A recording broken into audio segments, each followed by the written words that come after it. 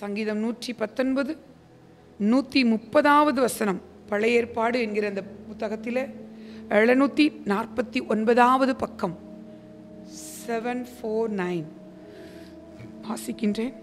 உம்முடைய வசனத்தின் பிரசித்தம் வெளிச்சம் தந்து பேதைகளை உணர்வுள்ளவர்கள் ஆக்கும். சமீப நாட்களாக நாம் இந்த வசனத்தை குறித்து தான் வாசித்து வருகின்றோம், தியானித்தும் வருகின்றோம். இதுதான் நம்முடைய தியானமாக ஆவியானவர் நமக்கு கற்றுக் கொடுத்து கொண்டிருக்கின்றார். இந்த பரிசுத்த வேதாகமத்திலே அநேக ஆயிரமான வேத வார்த்தைகள் கொடுக்கப்பட்டிருக்கின்றது. இந்த வேத வாக்கியங்கள் அருளப்பட்டதின் நோக்கம் நம்மை தேவனுக்குள் வளரச் செய்வதற்கே இல்லையா? இங்கே இந்த வசனம் தெளிவாக ஒரு காரியத்தை நமக்கு வெளிச்சத்தோடு காண்பிக்கின்றது. உம்முடைய வசனத்தின் பிரசித்தம், அவர் நமக்கு வசனத்தை கொடுத்திருக்கிறதன் நோக்கம், வேர்ட்ஸ் கிவ்ஸ், அதாவது இந்த வார்த்தையின் மூலம் தேவன் நமக்கு தருவது வெளிச்சம். கிவ்ஸ் நமக்கு கொடுப்பது எதுனா வெளிச்சம் தந்து பேதைகளை உணர்வுள்ளவர்கள் ஆக்கும். அப்போ இந்த வேதமாகிய இந்த வார்த்தைகளை, வசனமாகிய தேவனுடைய வார்த்தைகளை நாம் வாசிக்கும் பொழுது, அதை கவனிக்கும் பொழுது, அதை பற்றி கொண்டு நடக்கும் பொழுது நம்முடைய வாழ்க்கையிலே என்னென்ன ஆசீர்வாதங்கள் என்று தான் இன்றைய நாளிலே நமக்கு ஆவியானவர் சொல்லித் தருகின்ற தீர்க்க தரிசன வார்த்தை. இந்த வேதாகமம் உங்கள் கைகளிலே இருக்கலாம். அப்படி வைத்திருப்பவர்கள் இதை பொக்கிஷமாக நினைக்கும் பொழுது இந்த வார்த்தைகள் உங்களுடைய வாழ்க்கையிலே மிகுந்த செல்வத்தை கொடுக்கின்ற ஒன்றாக இருக்கின்றது. இந்த வேத வசனம் உங்களுடைய வீட்டிற்குள்ளே இருக்குமானால் ஆமென்,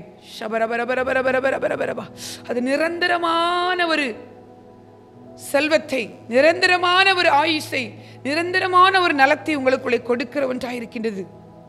ஆகையினால் தான் இந்த வசனத்தை அவர் மேன்மைப்படுத்தி இருக்கின்றார், அவருடைய வார்த்தையை அவர் மேன்மைப்படுத்தி இருக்கின்றார். அங்கே பாருங்கள், ஏன் நாம் இந்த வேதாகமத்தை வாசிக்க வேண்டும் என்பதற்கு நான் சில ஆதார வசனங்களை உங்களுக்கு காண்பித்துக் கொடுக்கின்றேன். 119ஆம் சங்கீதம் 107ஆம் வசனம் இவ்விதமாக சொல்லுகின்றது, நான் மிகவும் உபத்திரவப்படுகிறேன், கர்த்தாவே உமது வசனத்தின்படியே என்னை உயிர்ப்பியும். நேற்றைய தினம் நாம் வசனத்தை வாசித்தோம் இல்லையா? 119 103ஆம் வசனம், உடைய வார்த்தைகள் என் நாவுக்கு எவ்வளவு இனிமையானவைகள், என் வாய்க்கு அவைகள் தேனிலும் மதுரமாயிருக்கும். அப்படி மதுரமாயிருக்கின்ற வார்த்தைகளை நாம் வாசிக்கும் பொழுது அந்த வசனம் words gives, words from gives, அதாவது நீங்க இந்த வசனத்தை பார்த்ததுனால, இந்த வசனத்தை வாசித்ததுனால உங்களுக்குள்ள என்ன உண்டாகும் அப்படின்னு சொன்னா, அந்த வேர்ட்ஸ், அந்த வார்த்தையின் வெளிச்சம் உங்களுக்குள்ளாய் வந்துவிடும்.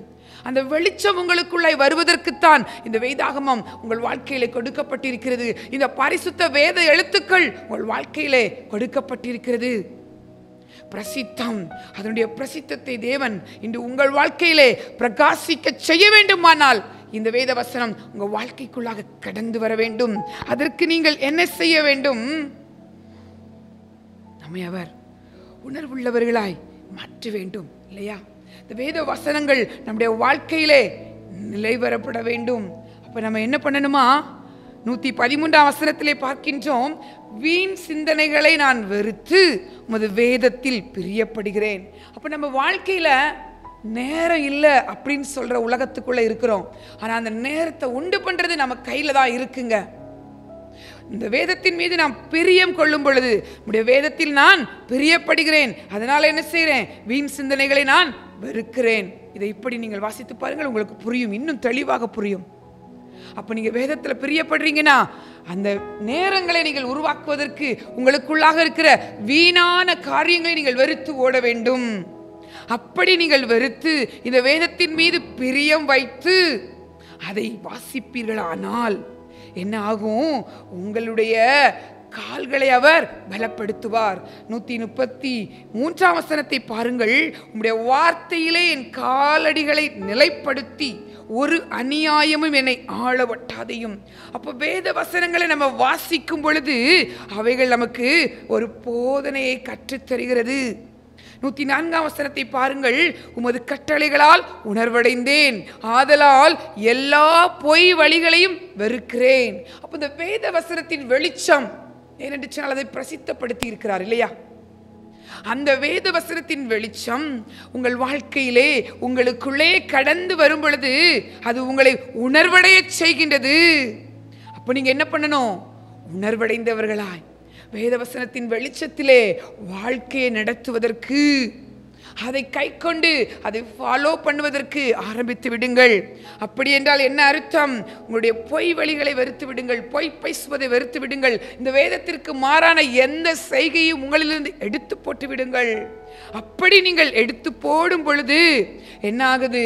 அந்த வார்த்தையில 133 வாசம் இல்லையா, உங்கள் காலடிகளை நிலைப்படுத்தி.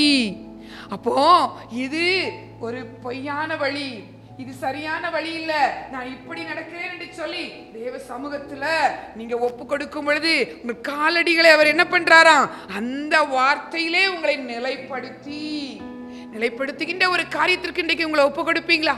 இந்த ஆசீர்வாதம் உங்களுக்கு வேணும்னு சொன்னா இந்த வேத வசனத்தின் மீது முதல்ல பிரியம் வைங்க. வீண் சிந்தனைகளை வெறுத்து ஓடுங்க. அதுக்கு அடுத்ததாக என்ன செய்யணும்? உங்கள் கட்டளைகளால் உணர்வடைந்து உங்கள் வழிகளில் இருக்கின்ற தேவனுக்கு விருப்பமில்லாத வழிகளை எல்லாம் நீங்க வெறுக்க ஆரம்பிச்சிருங்க.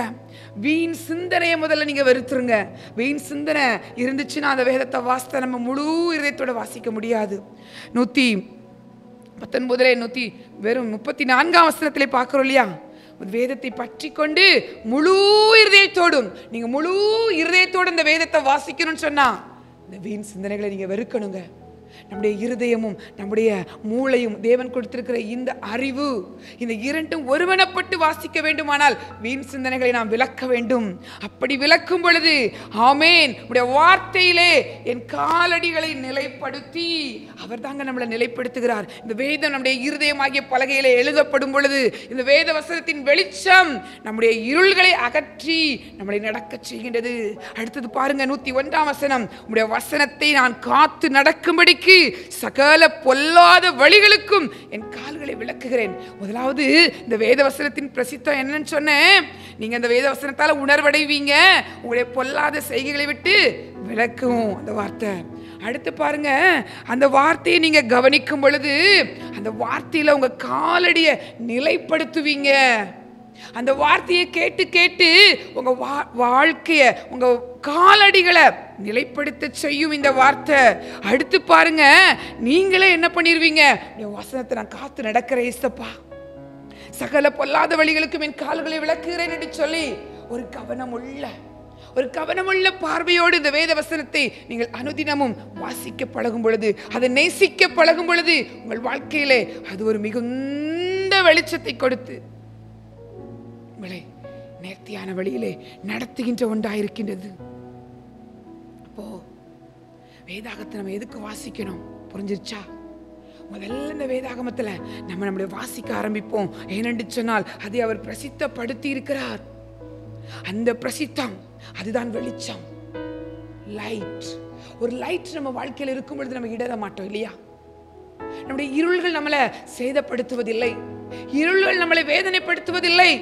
இதை தெரிந்து கொண்ட நீங்க இன்று முதலே செய்ய ஆரம்பித்து விடுங்கள். உங்க வாழ்க்கையில் இருக்கிற இருள்கள் நீங்கிவிடும். உங்க வாழ்க்கையில் இருக்கிற கண்ணீர் இன்றைக்கு துடைக்கப்படும். வேதமாகிய இந்த வார்த்தைகளை நீங்கள் பிரியப்படும் பொழுது, இதை வாசிப்பதற்கு பிரியம், இதை நீங்க விரும்பணுங்க. முதல்ல இந்த நேரத்தை இதுக்கு நீங்க கொடுக்கணுங்க. அப்படி செய்யும் பொழுது இது உங்கள் வாழ்க்கையிலே வீண் சிந்தனைகளை வெறுத்து இந்த வசனத்தின் வார்த்தைகளே உங்கள் காலடிகளை நிலைப்படுத்தி வார்த்தையிலே உங்களுடைய காலடிகளை நிலைப்படுத்தி ஒரு அநியாயம் உங்களை ஆள ஒட்டாதபடிக்கு நடத்துகின்றது. ஏனென்று சொன்னால் இந்த வேத வார்த்தைகள் உங்களை என்ன பண்ணுமா? உணர்வடைய பண்ணுமா? நீங்கள் உணர்வடைவீர்கள். இது தவறு, இதை நாம் செய்யக்கூடாது, தேவன் நமக்கு இப்படி சொல்லித் தரவில்லை என்று சொல்லி எல்லா தேவனுக்கு விரோதமான செய்கைகளுக்கும் உங்களை விலக்கி நடக்க வைத்து கற்றுத்தரும். இந்த சங்கீதத்திலிருந்து நான் அநேக வார்த்தைகளை உங்களுக்கு சொல்லித்தர முடியும். நீங்கள் இந்த வேத வசனங்களால் உணர்வடைகின்ற ஒரு நிலைமைக்கு வாருங்க. அடுத்த ஸ்டெப் என்ன? காத்து நடக்க ஆரம்பிச்சிருங்க. எதை? வசனத்துல இப்படித்தான் அந்த வசனம் சொல்லி இருக்கு, நான் இப்படித்தான் நடப்பேன். வேத வசனம் உடைய வாழ்க்கையில என்ன வெளிச்சத்தை காண்பிக்கிறதோ அந்த அந்த வெளிச்சத்தில் நடக்க ஆரம்பிச்சிருங்க. ஏனென்று சொன்னால் 105ஆம் வசனத்திலே இவ்விதமாக சொல்லுகிறது, உடைய வசனம் என் கால்களுக்கு தீபமும் என் பாதைக்கு வெளிச்சமா இருக்கிறது. அப்போ இந்த லைட்டை நீங்க கூடவே வச்சுக்கிட்டு போனுங்க, கூடவே வச்சிருக்கணும். இந்த வார்த்தையாகிய வெளிச்சம் உங்க கூடவே இருக்கணுங்க. ஓ, லைட் உங்க கையில கொடுத்தாச்சுங்க. ஆனா அந்த லைட்டுக்கு என்ன இருக்கணும்? சார்ஜ் இருக்கணும் இல்லையா? அந்த லைட்டை நீங்க ஆன் பண்ண தெரிஞ்சிருக்கணும் இல்லையா? லைட் மட்டும் இருந்தா வெளிச்சம் வந்துடாது இல்லையா? வேத வசனத்தை வாசித்து கை கொள்ள ஆரம்பிங்க. தேவனோடு கூட ஒரு உறவை புதுப்பித்துக் கொள்ளுங்க. அந்த உறவு தாங்க அவரோடு கூட இருக்கிற அந்த வெளிச்சத்தை உங்களுக்குள்ள பிரகாசிக்க பண்ணி உங்களை நேர்த்தியான வழியிலே நடத்துகின்ற உண்டாயிருக்கின்றது. கண்களை மூடி தேவனிடமா நம்மளை ஒப்புக் கொடுக்கடாமா? அப்பா, இந்த சத்தியத்தின் பாதையில, இந்த வெளிச்சத்தின் பாதையில நான் நடக்க வாஞ்சியா இருக்கேப்பா, நடக்க வாஞ்சியா இருக்கேப்பா. நீங்க என்னை நடத்துங்க தகப்பனே, நீங்க என்னை நடத்துங்க தகப்பனே. அப்பா, அப்பா, உடைய வசனத்தின் பிரசித்தம் வெளிச்சம் தந்து பேதைகளை உணர்வுள்ளவர்கள் ஆக்கும் என்று சொல்லியிருக்கீங்களே. நீர் விளம்பின வேதம் நலம் என்று காண்பித்துக் கொடுத்தீங்களே. இந்த நல்ல பங்கு பிள்ளைகள் ஒவ்வொருவருக்கும் இந்த நாளிலே கிடைக்கட்டும். இந்த செய்தியை, இந்த வார்த்தைகளை கேட்கிற ஒவ்வொரு பிள்ளைகளுக்குள்ளாகவும் இந்த வார்த்தையின் வெளிச்சம் பிரகாசிக்க வேண்டுமாறு ஆண்டவரை ஜெபிக்கிறோம் தகப்பனே. ஆசீர்வதித்து வழி நடத்தும். அப்படி நேர்த்தியான பாதைகளை பிள்ளைகளை நடத்தும். ஆமென், ஆமென். வேதத்தை நேசிக்கிறவர்களுக்கு மிகுந்த சமாதானம் உண்டு என்று சொல்லியிருக்கீங்களே. அவர்களுக்கு இடரல் இல்லை என்று சொல்லியிருக்கீங்க தகப்பனே. ஓ, இந்த வசனம் இவர் பிள்ளைகளை உணர்வடைய செய்யட்டு தகப்பனே. இந்த நாள் முதல் தங்களை ஒப்புக் கொடுத்திருக்கிற ஒவ்வொரு பிள்ளைகளுக்குள்ளாகவும் உடைய வசனத்தின் பிரசித்தம் வெளிச்சம் தரட்டும் தகப்பனே. ஆசீர்வதிக்கிறோம், ஆசீர்வதிக்கிறோம் பிள்ளைகளை. இந்த கால வேளையில இந்த தீர்க்க தரிசனங்கள் பிள்ளைகளுடைய வாழ்க்கையில நிறைவேறட்டு தகப்பனே. நிறைவேறுதலுக்கு நேராய் இந்த பிள்ளைகள் உம்மோடு கூட இணைந்திருக்கிற ஒரு இணைப்பை இந்த நாள் முதல் புதுப்பிக்கும்படியாய் ஜெபிக்கிறேன். ஆவியானவரே, ஆசீர்வதித்து வழிநடத்தும். எல்லா புத்திக்கும் மேலான தேவ சமாதானம் பிள்ளைகளை ஆளுகை செய்யட்டும். இயேசுவின் நாமத்தில் பிதாவே, ஆமென், ஆமென். இந்த நாளிலும் கூடுகையிலே கலந்து கொண்ட உங்கள் யாவரையும் கர்த்தராகிய இயேசுவின் நாமத்தினாலே வாழ்த்துகின்றேன். கர்த்தருடைய வார்த்தைகள் நம்முடைய வாழ்க்கையிலே மிகுந்த பிரயோஜனத்தை கொண்டு வரும். இந்த வார்த்தைகளை கவனித்து நடக்கும்படி உங்கள் செவிகளை நீங்கள் திறக்கும்படியாய் தேவ சமூகத்திலே உங்களை ஒப்புக்கொடுங்கள். இந்த வேதாகமும் உங்கள் கைகளோடு மாத்திரமல்ல, உங்கள் இருதயத்திலே நீங்கள் எடுக்க பழகும் பொழுது அது மிகுந்த வெளிச்சத்தை தருகின்ற ஒன்றாயிருக்கின்றது. அதைத்தான் நான் காண்பித்துக் கொடுக்க பிரயாசப்பட்டேன். தேவன் உங்கள் ஒவ்வொருவருக்கும் அவ்விதமான கிருபைகளை தருவாராக. ஷபரபரபரபா, இந்த நாளின் ஷகரதுரி கரபரபரபரபரபா, ஆண்டவரே, இந்த நாளின் தியானத்தை எங்களுக்கு பிரயோஜனம் உள்ளதாய் மாற்றி கொடுத்தீரே, உமக்கு நன்றி தகப்பனே. நம்முடைய பிதாவாகிய தேவனாலும் கர்த்தராகிய இயேசு கிறிஸ்துவினாலும் உங்களுக்கு கிருபையும் சமாதானமும் உண்டாவதாக. ஆமென், ஆமென். என் ஆத்துமாவே கர்த்தரை ஸ்தோத்தரி, என் முழு உள்ளமே அவருடைய பரிசுத்த நாமத்தை ஸ்தோத்தரி.